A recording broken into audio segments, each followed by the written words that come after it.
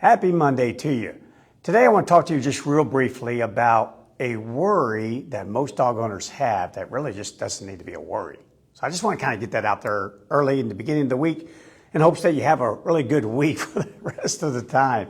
One of the worries that people have I hear it all the time is, I'm concerned that I train my dog and yet my dog is being undermined, its obedience, its training by my kids, even by my wife. They'll kind of whisper that to me. I think my wife's undermining my dog, or my family, or the dog walker who comes over during the middle of the day, or the daycare facility, the kennel. All these other people, they're just confusing my dog and they're undermining all my training. So what's the point of me doing all this training if just all these other people that I have to utilize to take care of my dog are just making it bad, making my dog confused, making me confused? Relax, okay? Just relax. Here's why. Dogs are group living mammals. I've said that many times and I'll say it many more times because it's the truth. They're group living, meaning their instinct. All these behavioral mechanisms that are deep in them, going to be in them for your lifetime, my lifetime, governs them about things like social learning, cultural transmissions, all sorts of things that it takes to live with other mammals. Think about yourself. Think about it. You're in a big group of people, and whether it's at work, whether it's a family event, don't you have to adjust? Yeah, so does your dog. Your dog simply will adjust to anyone and everyone that tries to interact with it. You bet they can give all the commands they want to. But if the dog doesn't really know them, not familiar with them, not familiar with the way they phrase a word, or their body English, or they voice inflections, and maybe they have a deep voice or a high voice, maybe they're big and maybe they're small, and maybe they wear a lot of clothes. All of these are left up to interpretation from the animal, whether they'll respond to the signals that particular person gives them or not. But they can do it, and they do it all the time because they're group living mammals. Group living mammals requires you to constantly adjust to the other people in your group, the other mammals in your group, constantly. You adjust your behavior towards them, and you adjust your behavior as a result of them. What they're sending you, what you're sending them. Again, just think about a workplace all day long. You are adjusting to the different personalities of that workplace. You go to any event, any restaurant, you're adjusting to those personalities and to the signals that are being sent to you. And even if they're not even being sent to you, maybe you're just a bystander. Remember the video on eavesdropper effects?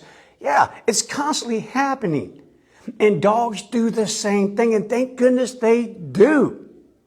Otherwise, I would have had an impossible task when I trained service dogs for little bitty children who unfortunately were afflicted with muscular dystrophy at a level that they were wheelchair bound. They would have never been able to control these dogs. What about military working dogs? Yeah, sometimes a soldier is with the dog for 2 or 3 years, and then maybe the soldier becomes injured, perhaps tragically killed, or they just simply leave the service, or they leave that unit. What about police service dogs? I mean, the list goes on and on. What about a rescue dog? I grew up with this family, and I just got adopted by that family. What about shelter dogs? What about dogs that you have to rehome? They will adjust. They will. But you don't need to worry that adjustment that they make to that other individual is going to come back on you. That's really hard for that to happen. Let me just give you a little personal example. Years ago when I was still in the military, I had this pit bull mix, and I named him Sergeant Rock. Oh yeah, macho as all get up. Boom, he had muscles, looked like an Arnold Schwarzenegger dog. Boom, boom. So I just thought for the fun of it, I would teach him all sorts of commands. Well, I taught them to him, and then I had to go on a mission, and the mission was, while I was there, was extended and then extended again. And I'd had all these protocols in place for people to take care of my dog in the event that I had to go on a mission quite suddenly or when it's planned, and even if it's extended. Well, the buddy who was supposed to take care of my dog, he got deployed, and his buddy got deployed. And long story short, this dog ended up with like caretaker number 6 by the time I got home. And caretaker number 6 was so proud when I came home because he said, hey man, and not only, I've had a lot of fun with your dog. I really hope you don't mind. I taught him some things while he was with me. And I go, yeah, really? What'd you teach him? He goes, I taught him to heel. Watch this, heel, sit, down, stay. I went, yeah, really? Watch this. Attend, hut. And when I said attend, hut, he'd pop into this mighty proud looking sit. I'd say, parade, rest. And he'd just drop down into a down. I'd say, forward, march. And he'd take off marching right next to me. And this guy's just looking at me with this incredulous look going, I didn't know. And I go, well, honestly, I don't even know you, let alone to have opportunity to tell you what I've already taught my dog. But the point I'm making here is that Sergeant Rock responded to me after many months of absence away from me. Just like that. In the blink of an eye. Adjusted to my commands. I cannot tell you how many times I've trained dogs for college students. One is from Barcelona, Spain. The other one is from Munich, Germany. So the dog's getting Platz and the dog is getting Spanish and then I'm saying English. Wow, thank you, dogs. Thank you, nature, for giving an animal who's flexible enough to adjust to the other creatures around it, constantly adjusting. Yeah, it can be bad. I mean, heck, we do board and train programs here, and the dog has to make a constant adjustment. Every single graduate has to adjust to its to the owners. Hey, I know you, but you don't look like Bryan, and you don't sound like Bryan, and you don't really kind of make me do it like Bryan does. No big deal. I tell the owners, guess what? Give it a week, give it 2 weeks maximum, and you're going to have a customized dog. It's why I wrote in my book, Embracing the Wild in Your Dog, why we all get the dog we deserve.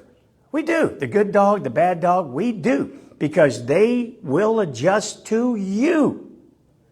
You. We're all different. They have to. I have to. You have to. Okay? So, again, Manic Monday, we're all busy. I'm not going to spend all day long on this video. I'm just going to tell you right now, quit worrying about that. Quit worrying about it. If your little 3-year-old says sit and the dog doesn't sit, so what? Doesn't mean anything. Doesn't mean anything about your relationship with your dog. Think about you and your dog. That's it. You and your dog. You want to help other people? Fine. But at the end of the day, it's up to that other individual. Not up to you. You can only do so much. Rest of it, it's on them.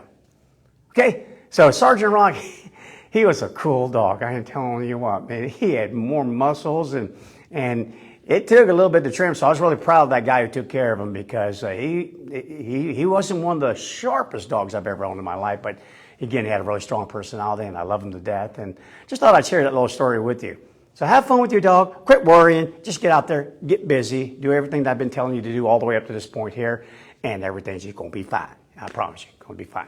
Okay, guys, I'm out of here. I got stuff to do today. It's a really busy day, so I hope you have a great day. Be safe out there and have a great training day. And don't be worrying. A lot of other things in the world to worry about right now. Not that.